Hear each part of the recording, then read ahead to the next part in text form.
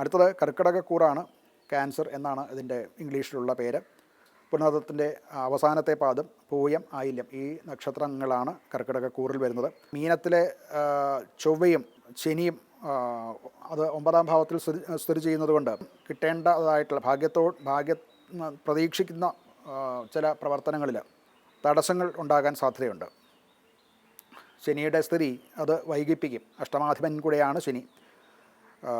കുജൻ്റെ സാന്നിധ്യം കൊണ്ട് അത് ഒരു കൂടുതൽ പ്രവർത്തനമൊക്കെ നടത്തും. പക്ഷേ അതിനുള്ള ഫലം കിട്ടുന്നത് വളരെ വൈകിയായിരിക്കാം, അഥവാ അതിനെ തടസ്സപ്പെടുത്താൻ ശനി കൂടെ അവിടെയുണ്ട്.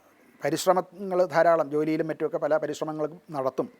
അങ്ങനെ നടത്തിയാലും അതുകൊണ്ടുണ്ടാവുന്ന ഫലം കിട്ടാൻ കുറച്ച് ഏറെ താമസിക്കും.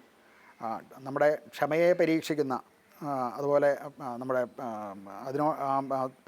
പ്രവൃത്തിയോടുള്ള സ്ഥിരമായിട്ടുള്ള പ്രവർത്തനത്തെ തടസ്സപ്പെടുത്തുന്ന, മനം മടുപ്പിക്കുന്ന ഒരു കാലഘട്ടമാണ് ഇത്.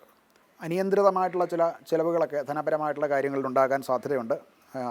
യാത്ര സംബന്ധിച്ചോ അതുപോലെ പഠനവുമായിട്ടുള്ള യാത്രകളിലോ ഒക്കെ കൊണ്ട് കൂടുതൽ ചിലവുകളൊക്കെ വരാൻ സാധ്യതയുണ്ട്. തൻ്റെ മുതിർന്നവർ, അതായത് കുടുംബത്തിലെ കാരണവന്മാർ, അതിനേക്കാൾ പ്രായക്കൂടുതലുള്ളവരുമായിട്ടുള്ള ചില അഭിപ്രായ ഭിന്നതകൾ ഉണ്ടാകാൻ സാധ്യതയുണ്ട്. അത് വളരെ ശ്രദ്ധിക്കേണ്ടതാണ്. അതുകൊണ്ടുണ്ടാകുന്ന ശാപതാപാദികൾ വരാതിരിക്കാൻ പ്രത്യേകം ശ്രദ്ധിക്കേണ്ടതാണ്.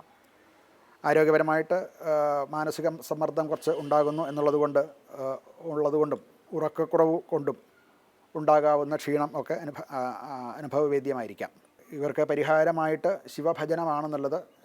ശിവക്ഷേത്ര ദർശനം നടത്തുകയും അവിടെ ദീപം സമർപ്പണം, ഭദ്രദീപം സമർപ്പിക്കുക, കൂവളത്തിൽ കൊണ്ടുള്ള അർച്ചന, ഇതൊക്കെയും നല്ലതാണ്. പഞ്ചാക്ഷരം നമഃശിവായ എന്ന മന്ത്രം നിത്യേന ജപിക്കുന്നതും വളരെ നല്ലതാണ്.